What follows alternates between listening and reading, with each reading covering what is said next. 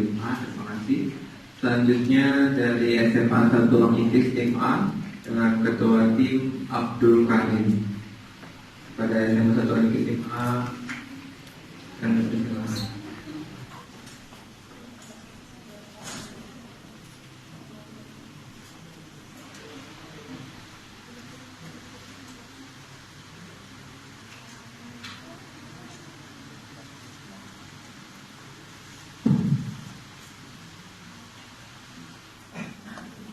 Assalamualaikum warahmatullahi wabarakatuh.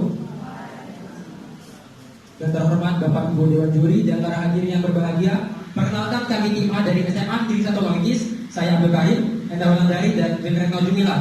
Pada kesempatan kali ini kami akan mempresentasikan hasil karya ilmiah kami yang berjudul Pengadaan Pendidikan Kehutanan di SMA Negeri 1 Longitis sebagai pendidikan karakter generasi muda peduli hutan. Adapun pembahasan pertama akan disampaikan oleh Enda Wulandari. Yang pertama, ada beberapa poin yang melatar belakangi penelitian kami. Yang pertama, menurut Undang-Undang Nomor 41 Tahun 1999 tentang Kehutanan, khususnya pasal 69 yang menyatakan bahwa masyarakat berkewajiban untuk memelihara dan menjaga kawasan hutan dari gangguan dan kerusakan. Yang poin kedua, data luas hutan hujan tropis di Indonesia dan Kalimantan Timur. Dan yang ketiga, angka laju deforestasi di hutan di Indonesia yang tinggi setiap tahunnya. Dan yang keempat, belum pernah ada pendidikan kehutanan di SMA Negeri 1 Longitis. Kemudian poin yang kelima, perlunya generasi muda peduli hutan untuk menyelamatkan hutan hujan tropis di Indonesia. Selanjutnya, ada pun rumusan masalah dari penelitian kami. Yang pertama, bagaimana tanggapan siswa SMA Negeri 1 Longitis mengenai pengadaan pendidikan kehutanan. Yang kedua, bagaimana konsep pendidikan kehutanan di SMA Negeri 1 Longitis untuk melahirkan generasi muda peduli hutan. Yang ketiga, mengapa perlu diadakannya pendidikan kehutanan di SMA Negeri 1 Longitis. Kemudian, tujuan dari penelitian kami yaitu yang pertama, untuk mengetahui tanggapan siswa SMA Negeri 1 Longitis mengenai pengadaan pendidikan kehutanan. Dan yang kedua, untuk mengetahui bentuk konsep pendidikan kehutanan di SMA Negeri 1 Longitis untuk melahirkan generasi muda peduli hutan. Yang ketiga, untuk mengetahui alasan diperlukannya pendidikan kehutanan di SMA Negeri 1 Longitis. Pembahasan selanjutnya yaitu mengenai tanggapan siswa terhadap pengadaan pendidikan kehutanan di SMA Negeri 1 Longitis. Berdasarkan hasil angket yang telah kita sebarkan, diperoleh data sebanyak 320 dari 480 siswa atau 66,67% siswa setuju mengenai pengadaan pendidikan kehutanan di SMA Negeri 1 Longitis. Kemudian yaitu konsep pendidikan untuk melahirkan generasi muda peduli hutan, di mana berdasarkan hasil analisa kami ada dua konsep pendidikan. Yang pertama, pendidikan di dalam kelas, di mana ada 3 unsur yang perlu dipenuhi. Yang pertama, buku pendidikan kehutanan sebagai media pembelajaran cetak, kemudian video belajar sebagai media pembelajaran secara audio visual, dan guru sebagai pembimbing dalam pengajaran. Kemudian yaitu konsep pendidikan di luar kelas, di mana ada 5 hal yang perlu dipenuhi atau yang dapat dilakukan. Pertama, pembangunan mini forest. Kemudian yang kedua, pembuatan replika hutan hujan tropis asli dan gundul. Ketiga, pengadaan studi tour ke hutan. Keempat, pengadaan ekstrakurikuler pemuda-pemudi peduli hutan. Serta yang kelima, pengadaan agenda kegiatan penanaman pohon. Mengenai konsep pendidikan di luar kelas ini, diperoleh data sebanyak 320 siswa setuju mengenai konsep pendidikan di luar kelas. Kemudian 309 siswa setuju mengenai pembangunan mini forest, 320 siswa setuju mengenai pembuatan replika hutan hujan tropis asli dan gundul, 320 siswa setuju mengenai pengadaan studi tour ke hutan, sebanyak 312 siswa setuju mengenai pengadaan ekstrakurikuler pemuda-pemudi peduli hutan, dan sebanyak 295 siswa setuju mengenai pengadaan agenda penanaman pohon secara rutin. Pembahasan yang ketiga yaitu alasan diperlukannya pendidikan kehutanan di SMA Negeri 1 Longitis. Yang pertama, tingginya angka deforestasi di Indonesia setiap tahunnya. Bisa kita lihat angka deforestasi Indonesia selalu tinggi, walaupun tahun 2014 hingga 2016 mengalami penurunan, tapi ini masih mencapai toleransi yang sangat tinggi, sehingga jika ini terus dibiarkan maka banyak sekali dampak negatif yang ditimbulkan, seperti berkurangnya keanekaragaman hayati, pencemaran udara, bertambahnya kandungan CO2 di udara, serta meningkatnya pemanasan global. Alasan yang kedua yaitu rendahnya atau kurangnya peran siswa SMA Negeri Ekologis dalam pelestarian hutan hujan tropis, di mana berdasarkan hasil angket kita memperoleh hanya 41,41 atau 9% siswa yang pernah berpartisipasi dalam pelestarian hutan hujan tropis, dan sisanya tidak pernah. Kemudian yang ketiga yaitu belum pernah ada pendidikan kehutanan di SMA Negeri 1 Lingkis. Selama ini kita hanya mempelajari hutan hujan tropis di pelajaran geografi, dan itu hanya sebagian kecil. Kita memerlukan pendidikan kehutanan ini karena Indonesia sendiri merupakan salah satu negara dengan luas hutan hujan tropis terbesar di dunia, sehingga perlu dilestarikan keberadaannya untuk generasi yang berikutnya. Baiklah, selanjutnya adalah kesimpulan.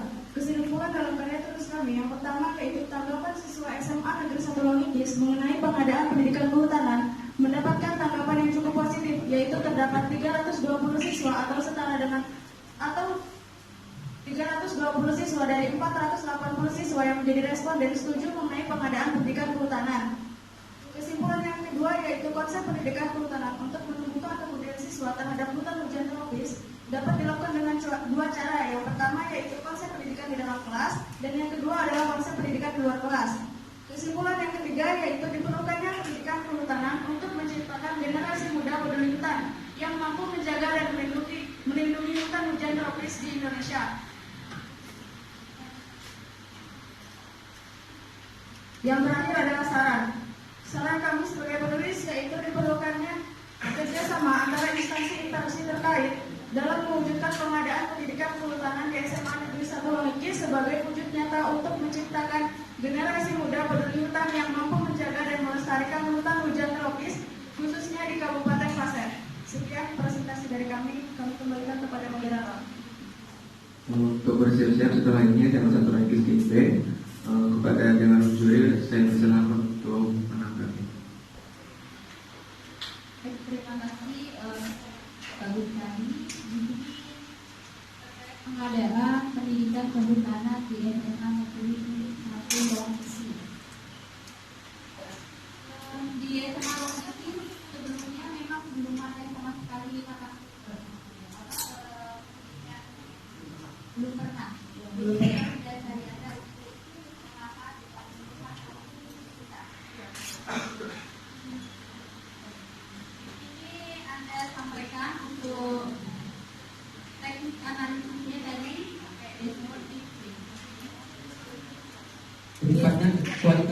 deskriptif, kualitatif, dan kuantitatif. Deskriptif, kualitatif, dan kuantitatif. Apa maksud dari deskriptif, kualitatif, dan kuantitatif? Baik, maksudnya deskriptif kualitatif yaitu teknik analisis, yaitu menggambarkan atau menginterpretasikan hasil data yang diperoleh tanpa bermaksud mengubah data aslinya. Kemudian data deskriptif kuantitatif yaitu mengukur variabel-variabel pada observasi suatu objek atau objek, di mana bilangan itu menjadi bagian dari pengukuran. Terima kasih. Selanjutnya di sini saya ke datanya. Datanya diambil dari keseluruhan siswa yang ada di sana atau bagaimana? Dari seluruh siswa, dari seluruh kelas, di mana ada 24 kelas di SMA Negeri 1 Longigis. Saya ingin menambahkan di mana di sini kami mengambil sampel menurut penelitian kami Arifunto yang menyatakan bahwa sampel yang diambil jika populasi kurang daripada 100 harus mengambil sampel seluruhnya, sedangkan di SMA Negeri 1 Longigis terdapat lebih dari 100 siswa, yang mana kami di sini menyimpulkan bahwa kami harus mengambil sampel 20 sampai 50%.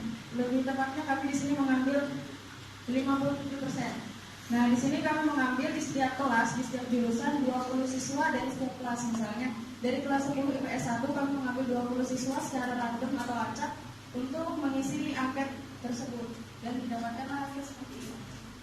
Tiap kelasnya total tiap kelas 20. 20, berarti ada 24 kelas ya, kalikan 20. Di sini Anda sampaikan untuk analisis deskriptifnya untuk masing-masing kelas. Anda sampaikan kelas SMA, Sendiri, dan sebagainya. Nah, yang ingin saya tanyakan di grafiknya, kita bisa memahami kalau grafiknya ada setuju, tidak setuju, dan sebagainya. Cuma pas waktu di diagram batangnya apa maksudnya setuju dan salah itu ada di dalam. Sebelumnya kan kami menyebarkan angket dari dapat pertanyaan tertutup. Ada yang bagian tersebut ada tidak setuju, sangat tidak setuju, setuju dan sangat setuju. Masalah sangat setuju tidak setuju, kami hanya ingin mengetahui bagaimana tingkat keminatan siswa terhadap pendidikan kehutanan di SMA Negeri 1 Lukis. Namun pada simpulannya sangat setuju dan setuju dijadikan satu. Kalau memang seperti itu, pada akhirnya ingin mengetahui setuju dan tidak setuju, kenapa tidak dari awal langsung hanya ada dua skala lintas setuju tidak setuju setuju. Pada akhirnya kan ingin mengetahui setuju atau tidak setuju, karena ada dua item setuju dan tidak setuju. Ya, baik. Karena sebelumnya kami hanya ingin sebagai siswa, kami hanya ingin mengetahui minat siswa bagaimana terhadap pengadaan pendidikan kehutanan di SMA Negeri 1 Lukis. Hanya itu saja. Selanjutnya di sini kami juga bertanya di pertanyaan di sini ada pertanyaan terkait konsep pendidikan kehutanan. Apakah Anda setuju jika pembelajaran atau pendidikan kehutanan dilakukan di luar kelas? Setuju dan tidak setuju. Dua itu aja pertanyaan jawaban ini kan. Jadi konsistensi dari pertanyaan angket yang Anda berikan di sini ada bermacam-macam ya. Ada sangat setuju, ada setuju, tidak setuju, ada juga yang hanya dua, setuju dan tidak setuju. Beda-beda perbedaan. Konsep pendidikan di sini karena pada dasarnya sama, setuju dan tidak setuju, jadi kami menyimpulkan bahwa setuju dan tidak setuju. Berbeda dengan pengadaan pendidikan. Jika pengadaan pendidikan, tentunya kita harus mengetahui minat dari siswa tersebut. Dia setuju atau sangat setuju. Jika dia sangat setuju, tentunya hal ini dapat menumbuhkan minat siswa yang lain. Jika kalau misalnya dia sangat setuju, berarti siswa-siswa lain berpikir bahwa ternyata pendidikan ini sangat bermanfaat untuk yang lain. Hal ini, jadi kami menyimpulkan bahwa kami ingin mengetahui hal tersebut dan pada akhirnya kami menyimpulkan bahwa setuju dan tidak setuju saja.